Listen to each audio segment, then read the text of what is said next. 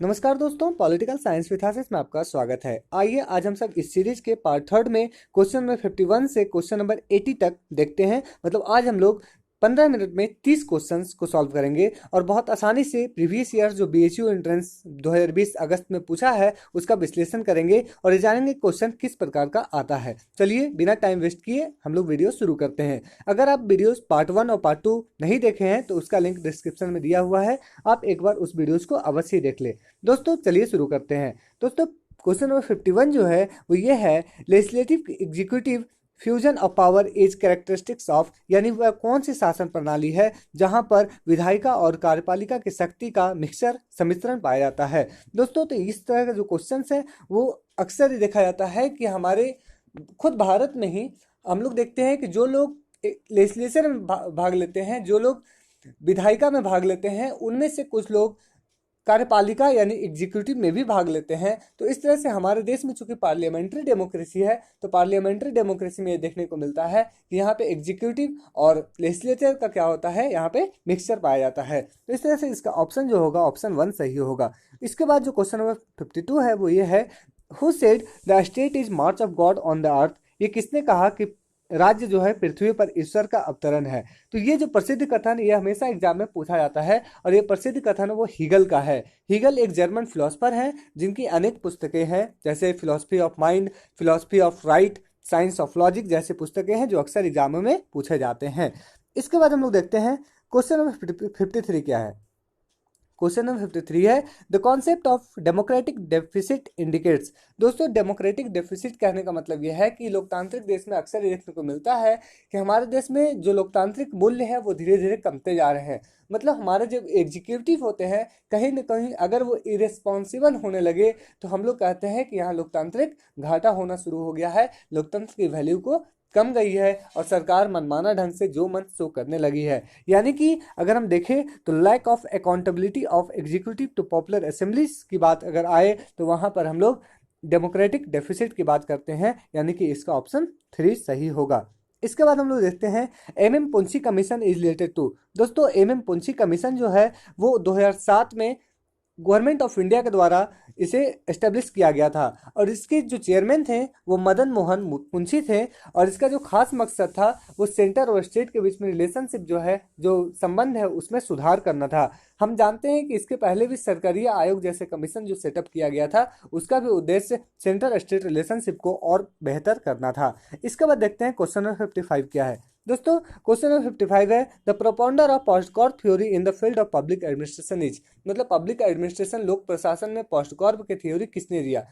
दोस्तों पोस्टकॉर्प की थ्योरी जो है वो लूथर गुलिक के द्वारा दिया गया था। अब यहाँ पे आपको एक और क्वेश्चन पूछा जाता है, हमेशा POSDCORB इसका मीनिंग पूछा जाता है। तो P का मतलब प्लानिंग, O का मतलब ऑर्गेनाइजिंग, S मतलब स्टाफिंग, D मतलब डायरेक्टिंग, CO मतलब कोऑर्डिनेटिंग, R मतलब रिपोर्टिंग और B मतलब बजटिंग होता है, ये आप नोट कर लें। इसके बाद क्वेश्चन नंबर 56 है, which among the following is not A component of performance budget. तो इसका जो ऑप्शन है वो ऑप्शन 1 सही है। कैटेगरी जो है वो परफॉर्मेंस बजट में नहीं आता है, बाकी प्रोग्राम, फंक्शन और प्रोजेक्ट आता है।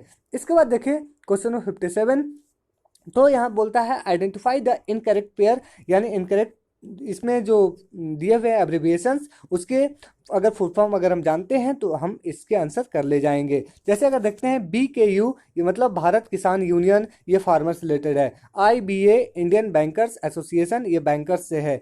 AITUC यानी all India trade union Congress, ये ट्रेड से है यानी वर्कर्स से है। अब लेकिन सेवा जो है वो अलग है। सेवा का मतलब क्या होता है, सेल्फ एम्प्लॉयड वुमेन्स एसोसिएशन, यानी ये वुमेन से रिलेटेड है, ये टीचर्स से रिलेटेड नहीं है, इसलिए इसका करेक्ट ऑप्शन जो होगा इनकरेक्टली मैच्ड ऑप्शन 1 है। इसके बाद देखते हैं question number 58, who said a state is individual writ large. ये अक्सर पूछा जाता है और बहुत आसान क्वेश्चन है। इस जो प्लेटो थे वो कहते थे कि राज्य जो है व्यक्ति का विराट रूप है, यानी कि व्यक्ति के विराट रूप से ही राज्य बना है। तो ये क्वेश्चन इसका जो आंसर होगा वो प्लेटो होगा और प्लेटो की जो प्रसिद्ध पुस्तक है वह है द रिपब्लिक। चलिए हम लोग आगे देखते हैं। दोस्तों क्वेश्चन नंबर 59 ये कहता है, which among the following has signed NPT non proliferation treaty. मतलब इनमें से कौन है जो परमाणु अप्रसार संधि में सिग्नेचर किए थे। आपको बता दें नॉन प्रोलिफिकेशन ट्रीटी जो है वो 1968 में साइन किया गया था और इसे 1917 में 1970 1970 में लागू किया गया था। इसमें टोटल 191 लोग साइन किए थे और इसमें जो ईरान है यहाँ पे ऑप्शन में, ईरान इन देशों में एक ऐसा देश है जो इसमें साइन किया था, यानी वो 191 कंट्रीज में से एक था ईरान। बाकी बाकी लोग बाकी ये 3 कंट्री पाकिस्तान, इंडिया और इजराइल साइन इसको नहीं किए थे। इसके बाद क्वेश्चन नंबर 60 जो है, which of the following is not a fundamental right enshrined in the Constitution of India, मतलब कौन सा एक ऐसा फंडामेंटल राइट्स है जो कॉन्स्टिट्यूशन ऑफ इंडिया में नहीं दिया गया है। तो दोस्तों राइट टू फ्रीडम है article 19, right to freedom of religion भी है, राइट टू इक्वालिटी भी है आर्टिकल 14 से 18, लेकिन राइट टू एक्सप्लॉयटेशन नहीं है, यानी कि इसका ऑप्शन 3 सही होगा। इसके बाद क्वेश्चन नंबर 61 है, give the chronological order of the following events. ये इवेंट्स दिए हुए हैं और उसको कालक्रम में सजाना है। तो फॉर्मेशन ऑफ मुस्लिम लीग जो हुई थी वो कब हुई थी? फॉर्मेशन ऑफ मुस्लिम लीग 1906 में, फॉर्मेशन ऑफ स्वराज पार्टी 1923 में, all India trade union Congress जो हुआ था वो 1920 में, और formation of Indian national Congress आपको पता होगा ये 1885 में, यानी कि सबसे पहले 1885, इसके बाद हमारा मुस्लिम लीग 1906 यानी 4-1, उसके बाद हमारा होगा all India trade union Congress 1920 और लास्ट में होगा 2 यानी 4-1-3-2, यानी कि ऑप्शन हमारा 4 सही होगा। चलिए इसके बाद देखते हैं 62 number question, who has argued that there are multiple logic of anarchy in international politics. तो यहाँ पे अंतर्राष्ट्रीय राजनीति में अराजकता के बहुतर्क जो बात करते हैं वो अलेक्जेंडर वेंट करते हैं और बाकी लोग इनमें से नहीं करते हैं, यानी कि इसका ऑप्शन जो होगा वो ऑप्शन 3 सही होगा।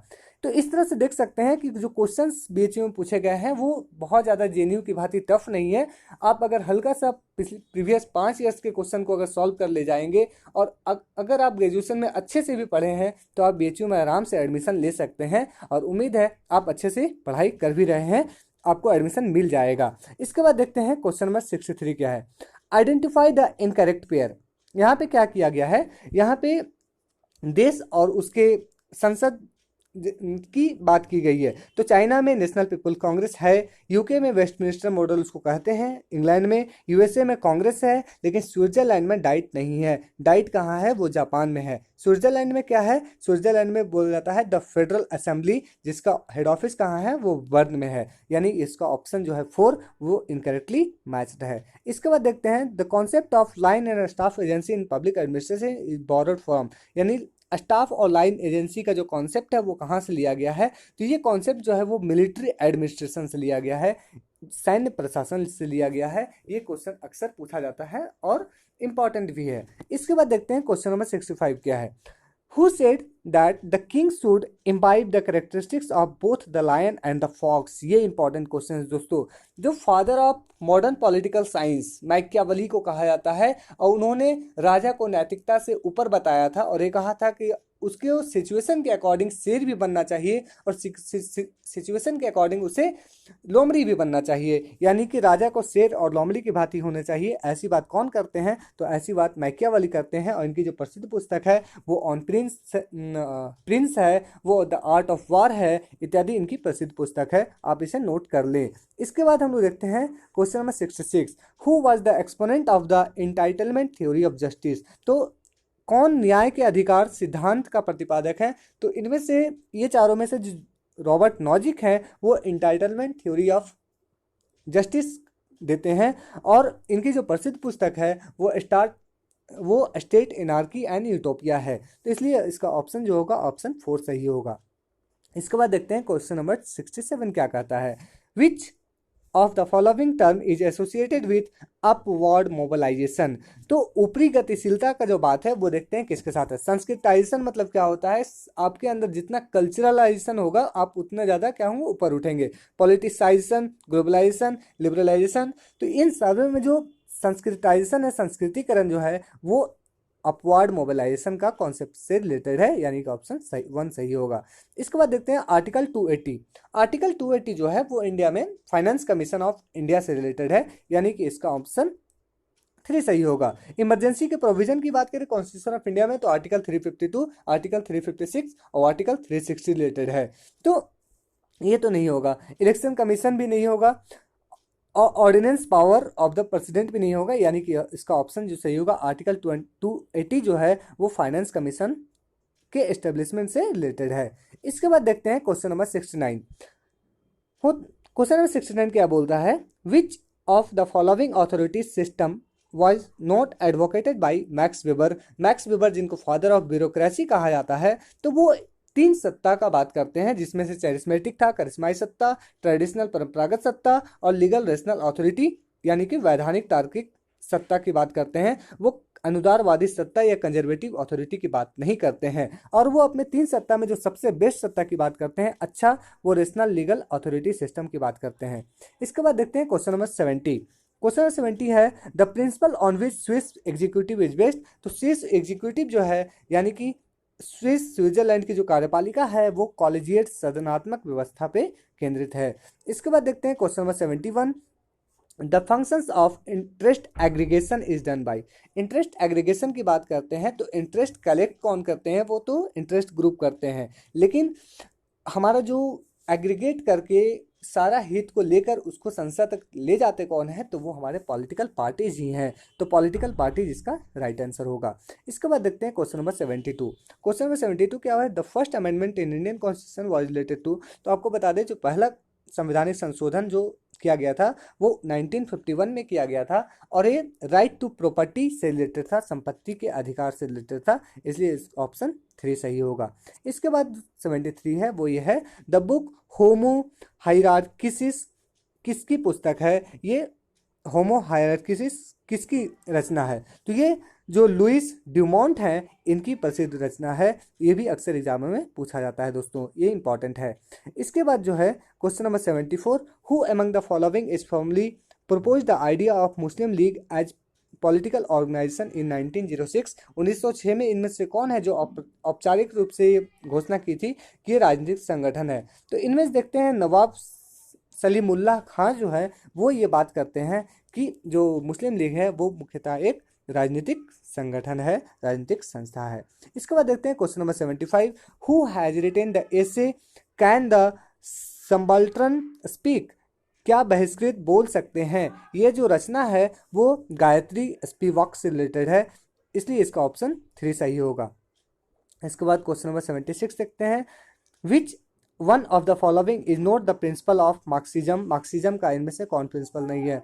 तो सरप्लस वैल्यू का जो है वो भी उनका है, हिस्टोरिकल मैटेरियलिज्म भी है, डायलेक्टिकल मैटेरियलिज्म भी है, लेकिन कास्ट स्ट्रगल नहीं है। वो क्लास स्ट्रगल की बात करते हैं, कास्ट स्ट्रगल की बात नहीं करते हैं, इसलिए इसका ऑप्शन 4 सही होगा। इसके बाद क्वेश्चन नंबर 77 देखते हैं, विच of the following institution is not related with the process of budget. तो इनमें से जो एश्योरेंस कमेटी है ये बजट से रिलेटेड नहीं है, बाकी एस्टिमेट कमेटी, फाइनेंस मिनिस्ट्री और पब्लिक अकाउंटेंट कमेटी ये सब बजट से रिलेटेड है। इसके बाद क्वेश्चन नंबर 78 है, फादर पॉलिटिक्स अमंग नेशंस किसकी रचना है। तो पॉलिटिक्स अमंग नेशंस जो है वो फादर ऑफ रियलिज्म मॉर्गन थाउ की रचना है, ये हम लोगों को पता है। इसके बाद question number 79, who among the following describe modern democracy as polyarchy, यानी कि बहुलवाद का इनमें से कौन समर्थन करते हैं। तो हम लोग देखते हैं कि लास्की, रॉबर्ट डहल जैसे विचारक हैं वो बहुलवाद का समर्थन करते हैं, यानी कि ऑप्शन 2 सही होगा इसका। इसके बाद क्वेश्चन नंबर 80, आज का लास्ट बट नॉट लीस्ट, हम लोग अगले पार्ट में फिर से मिलेंगे और क्वेश्चन नंबर 120 तक चर्चा करेंगे। लेकिन 80 जो है वो है, which of the following types of alienation was not advocated by Karl Marx. तो जो एलाइनेशन थ्योरी था उनमें से एलाइनेशन ऑफ प्रोडक्ट, सेल्फ और नेचर की बात कार्ल मार्क्स करते हैं, लेकिन एलाइनेशन फ्रॉम द स्टेट, राज्य से अलगाव की बात नहीं करते हैं, इसलिए इसका ऑप्शन 2 सही होगा। तो उम्मीद है दोस्तों आपको ये सारी बातें समझ में आई होगी। और बीएचयू बहुत आसान क्वेश्चन पूछता है, आप अगर प्रिपरेशन कर रहे हैं तो पिछले 5 साल का क्वेश्चन उठाइए और उसे लगातार सॉल्व कर लीजिए, आपका एग्जाम पक्का क्लियर हो जाएगा। तो फिर मिलते हैं नेक्स्ट वीडियो में, तब आप लाइक शेयर एंड सब्सक्राइब करना ना भूलें। तब तक के लिए धन्यवाद, जय हिंद।